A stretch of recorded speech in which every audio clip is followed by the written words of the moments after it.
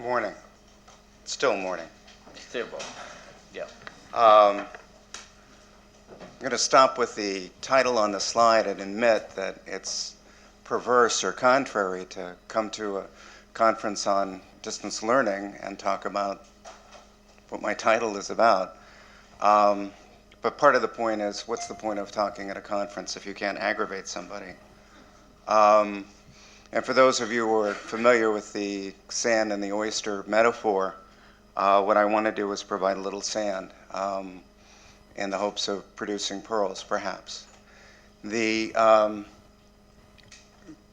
all seriousness, the point of this presentation is to say that we have methodologies to address new problems, problems that are emerging within traditional instruction, and using online education to do that may be a way of integrating and making more fully purposeful online education in existing institutions and integrating it further. I'm going to apologize, as Professor Moore did, and for greater reason, in being a little US-centric at the beginning, but what I'm presenting is essentially a case study. And I would like to begin with a case of the United States, which is a pretty big case, and then focus in more specifically on the City University of New York, which, if you're not familiar with it, is the largest public urban institution in the world with 400,000 students and 20 campuses, major campuses. There's some smaller ones, all within the greater metropolitan area of New York City. So let's start with the what our students might call the Google Earth view, the perspective from 30,000 feet or higher. What's happening in the United States is that though the major story in higher education is the democratization of post-secondary instruction, from 1940 to 1960, the number of students with college degrees doubled. It doubled again in the 20 years following. In the 20 years since then, it more or less flatlined. There has been relatively little growth, and there is some suggestion that the growth is in fact negative at this point in time, that the proportion of degree holders in the general population is lower now than it was at the beginning of this new century.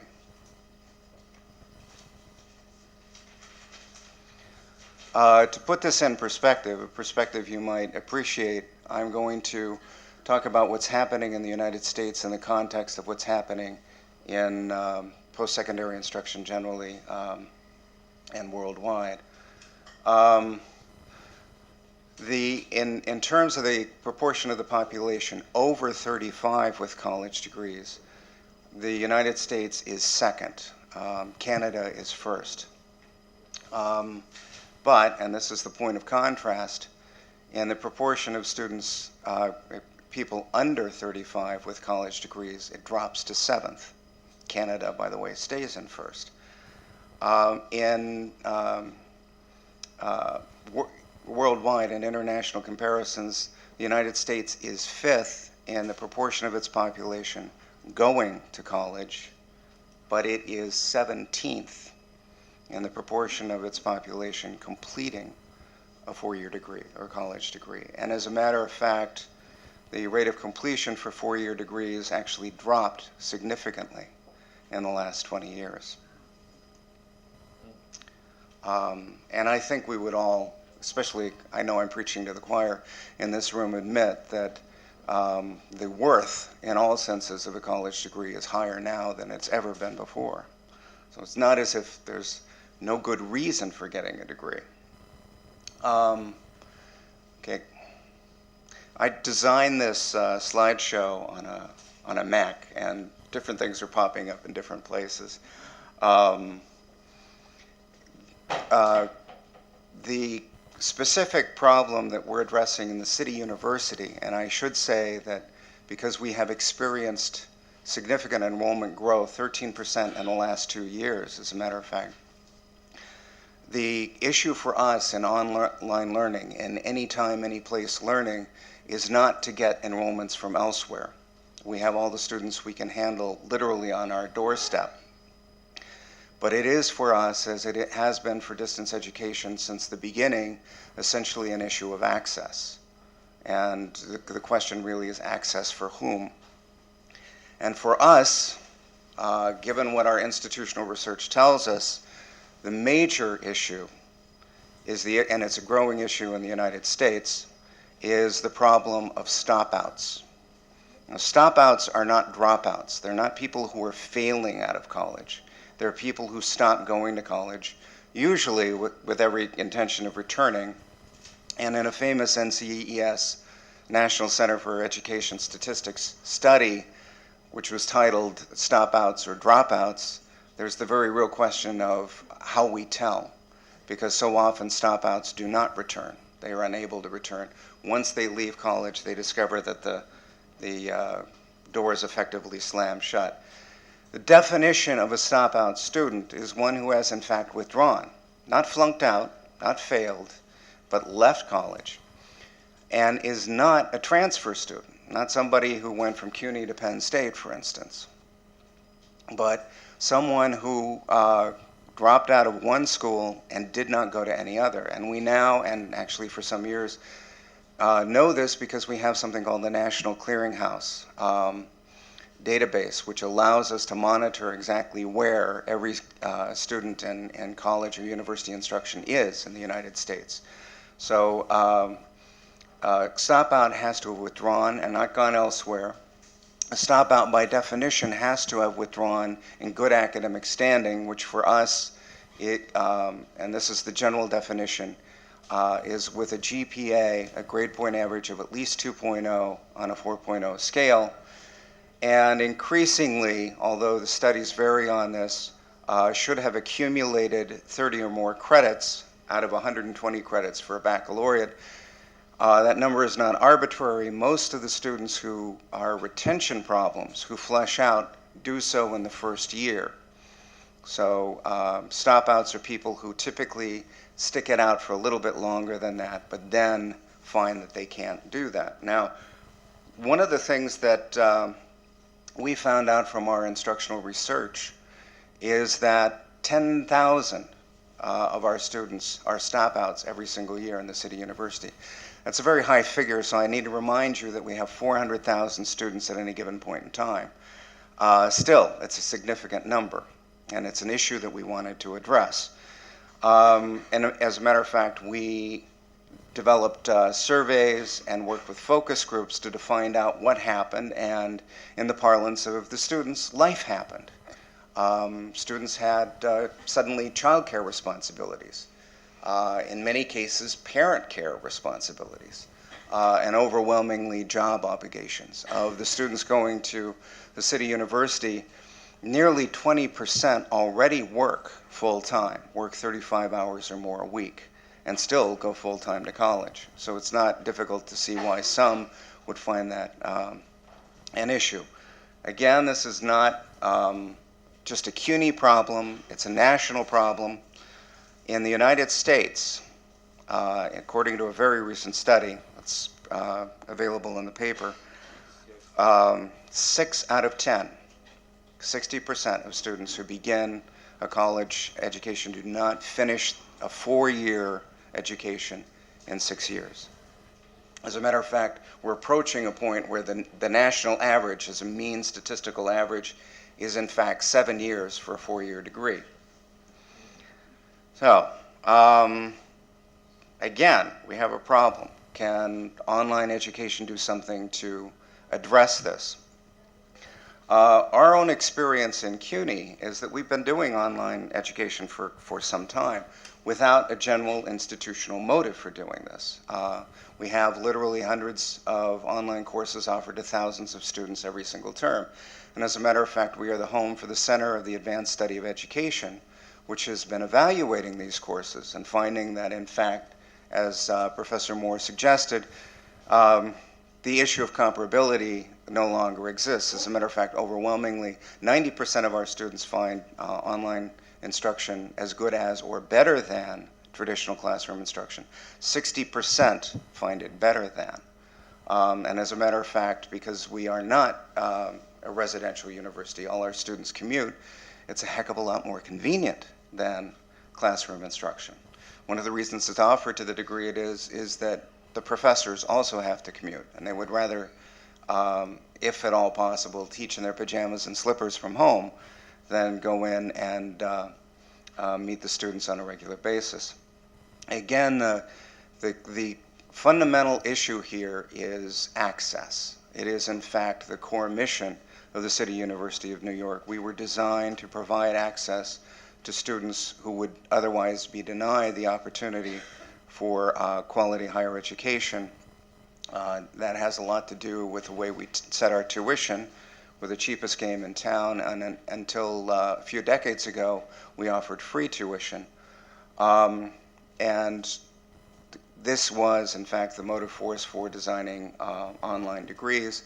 We had also, again, on the basis of those case evaluations, the Center for the Advanced Study in Education and Research generally decided that it made sense to offer online education because it was essentially for people who wanted improved job credentials. And one of the things that online education does is offer the culturally valuable skills of experience and facility in computer-mediated communication, web-based research, and so on. As one of my colleagues put it, online learning teaches by the way it reaches.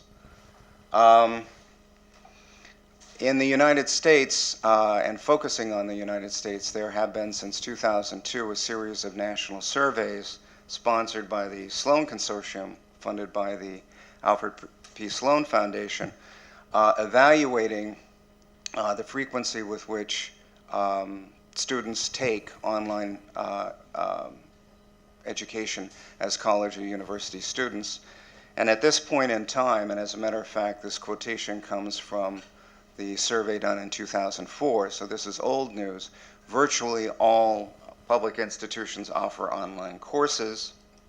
In other words, and this is a quick corollary to that, if you want online education, you can get it locally. For some time, institutions like Penn State World Campus, UMUC, the University of Maryland University College, UMass Online, and so on, were the primary purveyors of online education, specifically distance education.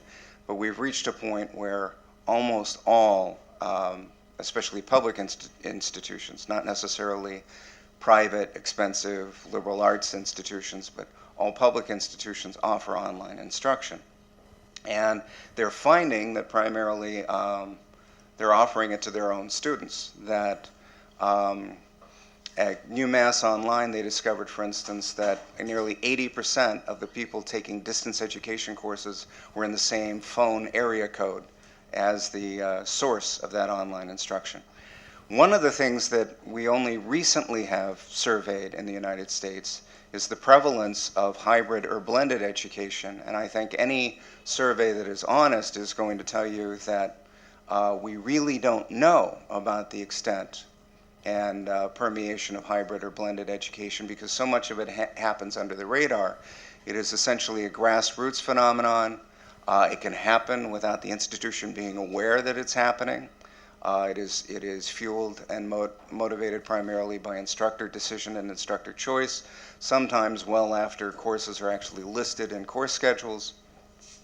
It is enormously popular. EDUCAUSE a year ago in one of the Advanced Center for Applied Research Studies indicated that students of all the modes of college or university instruction preferred hybrid or blended learning over either classroom face-to-face instruction or fully online instruction. So more and more people are taking it, and frankly, we don't know how many. One of my colleagues refers to hybrid or blended learning as the sleeping giant, seeding we know not what in the not too distant future. Even now that we know, just in terms of fully online courses, that in the United States, 1 in 5 students, 20% of all the 14 million going to college, take at least one online course a year, and many take many more. So if you're going to do this, you need to make some critical decisions. If you're going to offer online, or for that matter, hybrid or blended courses to the students, what is the institutional driver? What is the institutional benefit? Not the benefit to the students necessarily, though that's not to be excluded, but what bang for the buck does a college or university get for its investment in online instruction? And the answers, frankly, are various. They have to do with branding, they have to do with interest and access, which is the motivator in CUNY. They might have to do with profitability, not least of all in the so-called proprietaries like the University of Phoenix. But you need to think about the why. What are the risks of doing it? And one of the things that we've discovered, I've been working with colleagues, for instance, at World Campus and UMUC, who found out that their distance education programs are cannibalizing local students in the University of Maryland system, in the Penn State system, in the University of Pennsylvania system, in the University of Massachusetts system. And this is a concern. Are you drawing off, in fact, your native population and offering at some expense and at some institutional investment what you've been doing for your native population all along? Quick follow-up consideration to that is, what are the risks of not offering online education to your students? Do you lose a competitive edge? Do you lose the possibility of getting your brand out there online? Branding is increasingly important for online instruction precisely because of its ubiquity.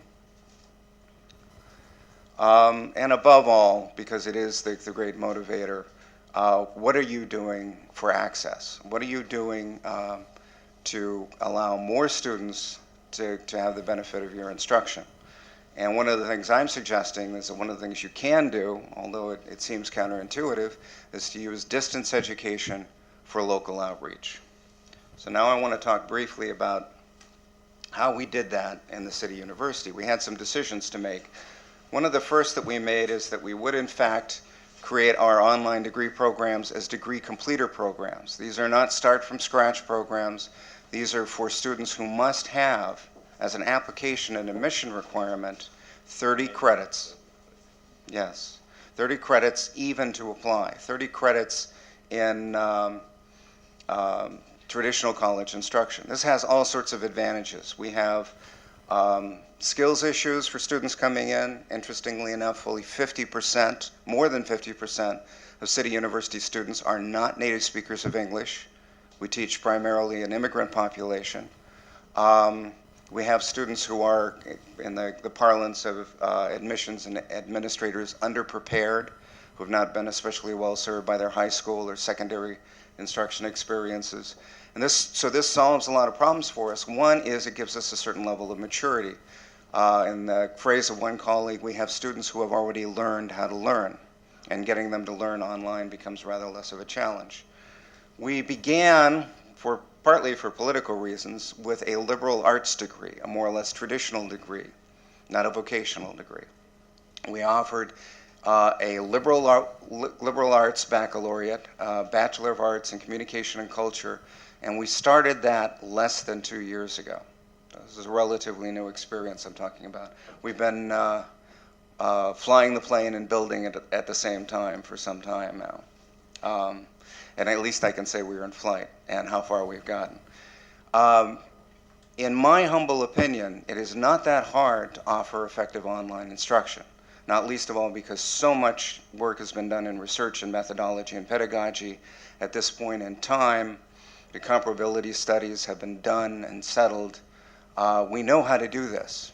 What not all institutions know how to do is offer the complete package. Student support services, registration online, library services that are fully online, including fully online document delivery, advisement. All of those things have to be a part of the package as well. And that was a major challenge for us. Something I think we're actually proud that we've done as well as we have. We now, we rolled it out this January, offer a second degree, a Bachelor of Science in Business, as well as a BA in Communication and Culture. The returns so far, such as they are, And again, this is a snapshot in what is very much a work in progress. We let in about 200 students a term. This is an intentionally small program. We cap our courses at 22 students. That's our enrollment ceiling. We advertise primarily locally. We do accept out-of-state and in fact out-of-country students. And we now have, I think, students representing every single continent, if not every single country, worldwide. But still, 6 out of 7 students are local students, are students who live in New York and find it impossible, not inconvenient, but impossible to come to campus on a regular basis. Our demographics, our student profile is very similar to that within the City University generally, which is a little bit off what most colleges and universities, not least of all in the United States, look like. So I should say a little bit about that. We try not to use the term minority population because it is denotatively inaccurate. The minorities are the majority in CUNY. Over a quarter of our students are black, a quarter of our students are Latino, and those are simply the largest minority students. Over 50% of our students are recent immigrants or the children of immigrants. Fully 2/3 of our students are women. And as a matter of fact, in our program, 70% are women. Over half of those women are parents, and nearly half are single parents. And half again of those have full-time jobs, as well as the onus of single parenthood. We have been evaluating our students for several terms now, and I think the two most important data that we've received back from them is that they have said our courses are no more difficult, or let's say 50%, over 50% say they're no more difficult than traditional classroom courses, and in fact, they know whereof they speak. Obviously, they had to come in with at least 30 credits in traditional instruction. And when they say no more difficult, they mean no more difficult, not least of all in technical terms. Those that find them more difficult in terms of their being time or labor intensive and not technologically challenging. And again, we have a significantly older population, so this is something that came, frankly, as a relief to us, that these older students did not find it that difficult to negotiate our online learning system. Almost 75% say that they are learning more, and they are learning more primarily because the interaction, not least of all between students and instructor, but also, and I think still significantly higher between students and students, is significantly higher than it is in traditional classroom instruction, actually by a factor of about 3. We already have 11 graduates, and they are consistently going on to better jobs and graduate school. My favorite story is one of my first students. I had her in a freshman level course. I teach information literacy in the program, and in a first year course, she delivered twins on the very day that classes ended, sort of answered my question of why she was taking instruction online. She also happened to live in Florida, something I didn't learn until she came for graduation. She did in fact come, and it cost her a plane ticket. By June of that same year, I was writing her a recommendation for a graduate program in sociology. She is in fact now in that program studying to become a PhD. So some very quick concluding remarks, very briefly.